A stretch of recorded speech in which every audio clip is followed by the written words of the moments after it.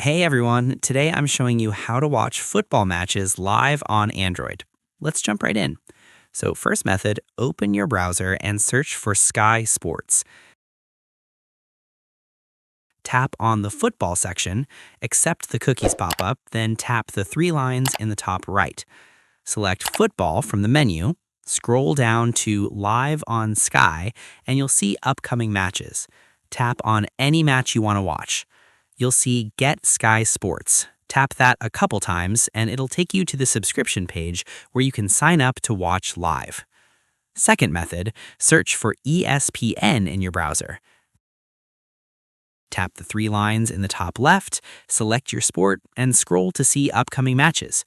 Tap on any match and follow the subscription prompts just like Sky Sports. Both of these are paid services, but they're totally legal and give you high-quality streams without any buffering or sketchy ads. And that's it. Two reliable ways to watch football live on your Android phone.